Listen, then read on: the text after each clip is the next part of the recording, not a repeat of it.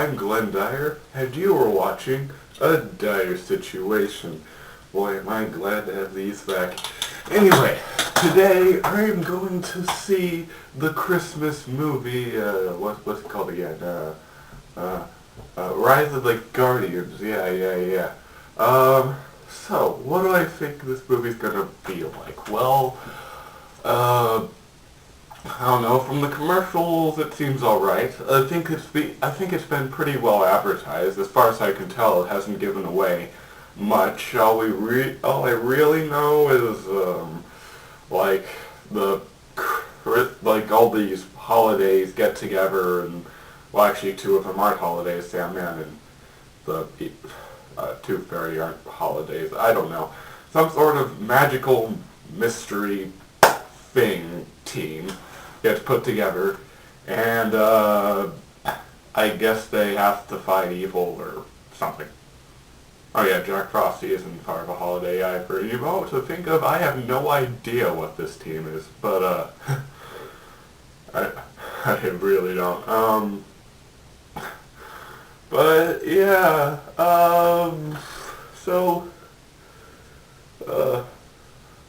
yeah. How good I think it's gonna be? I'm not expecting anything bad, you know. I'm expecting it to be pretty good, maybe kind of funny and stuff, you know. But honestly, I'm not expecting too much. I've learned from these kinds of movies, but who knows? Maybe it'll maybe it'll be good. Who knows? I don't know. But I think it will be just alright though. But anyway, one of the things I want to mention, one of the things that kind of interested me is how he has that accent. Like, I think it's Russian, but I could be wrong. I just thought that was pretty funny, cause isn't that kind of where he's from? So, but nobody ever gives him that accent.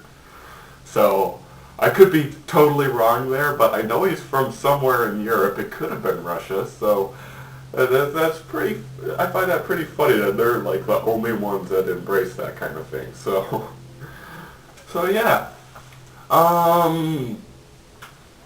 I guess I will talk to you in a couple hours. And I'm back. You know, sometimes you see a movie, you think it will be okay, but it turns out to just be a big piece of shit.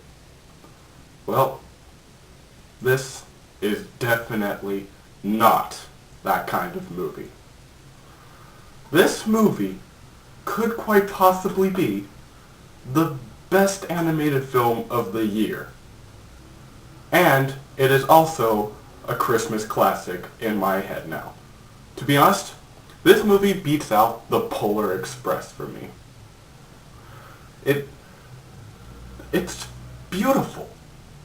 Like, where do I start? The animation is spectacular. Like, my God, that is the way all animated films should be. Oh boy, but that's just the lesser of it. The story, oh my goodness, the story. Oh man, they put so much work into this. So much work, and you can tell. The story is brilliant. Like, the characters are amazing. Oh my freaking God. It's been so long since I've seen characters this likable before. I mean, all of them are three-dimensional, like, people, you know? That you can believe that these were people. And it's been so long. I'm almost unused to it. It's oh my God. Boy, where do I begin? Okay, the villain. This is my main thing. This is my, main point. This is the thing that's got me shaking here. The villain. It's a three-dimensional villain. Do you know how long it's been since I've seen a good three-dimensional villain in the film? Oh my. Three-dimensional! You barely see that these days. Barely! I'm gonna tell you how it's three-dimensional, alright? There's three different types there's three different types of, well, any character, but I'm just gonna go with villains. Three different types of villains. There's one-dimensional villains, two-dimensional villains, and three-dimensional villains. One-dimensional, one-dimensional is a character with little or no backstory. It's pretty much evil for evil's sake. An example of that, the lady from Madagascar 3. Okay, she is a one-dimensional villain. Why is she out to kill these animals? Because. You know, why is she able to do all these things? Because.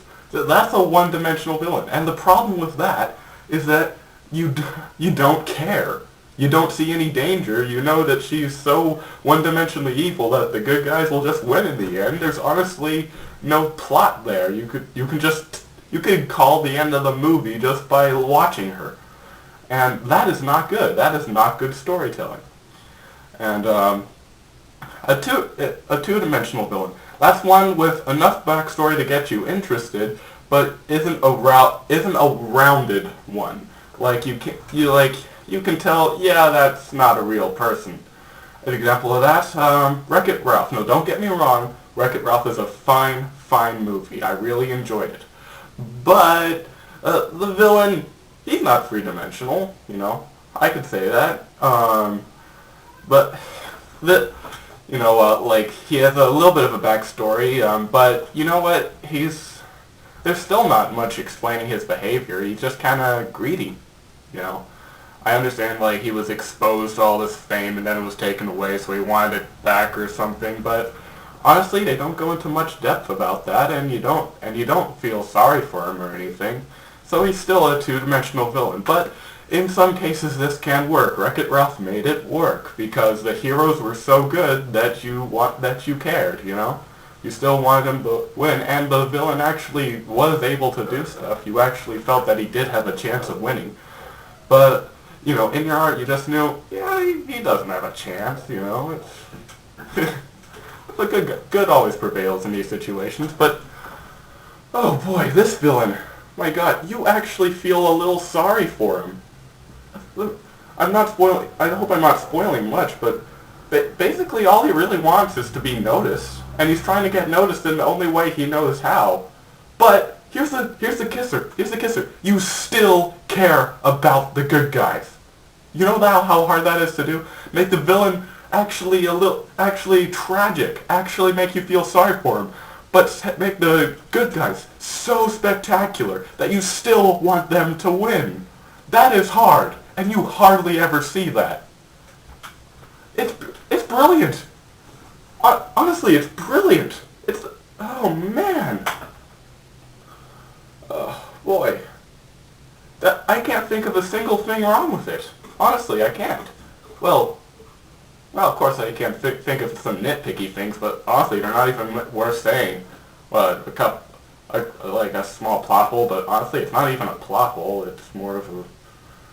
It doesn't affect the storyline much at all anyway, so I don't see why I should mention that, so I'm not even going to, okay? Forget I said anything. And, oh man. Oh boy. You know, as I said, this is probably going to be the best animated film of the year, unless something comes up like in the next few weeks before the year ends, but this is the best animated film I've seen so far, so yeah. And honestly, go watch it. It's good for any age at all. You'll like it. It's smart. It's sophisticated. It's funny. It's actually funny. It doesn't resort to jokes about duty like at some other films. It has smart jokes. You know how much I liked it? You know how much I like it. Alright.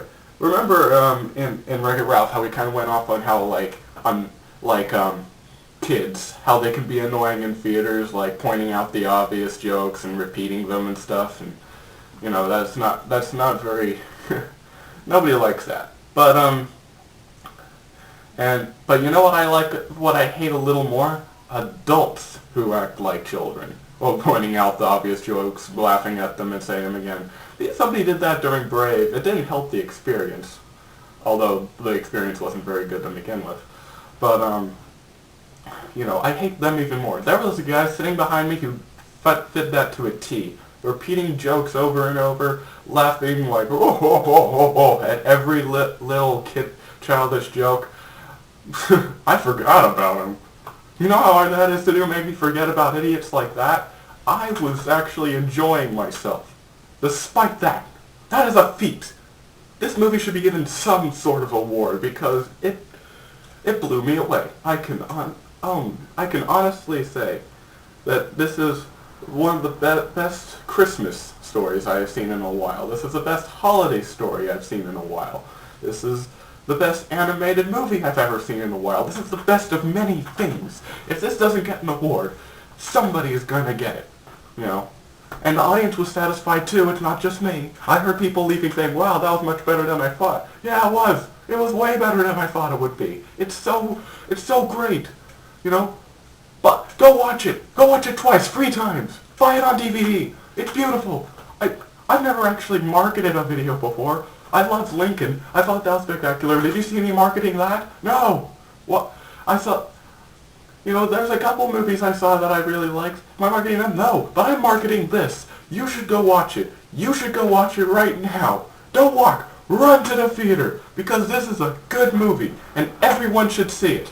And I'm going hysterical right now. And, oh my goodness. I should probably stop before I just start ranting about something. But, seriously. This is probably going to be the best film you'll see all year. And unless Les Miserables turns out to be good, but this is probably going to be the best Christmas story you're going to see this year. Oh boy, that's all I can say really. I've said all I need to. So without further ado, I'm Glenn Dyer, and this has been a Dyer Situation.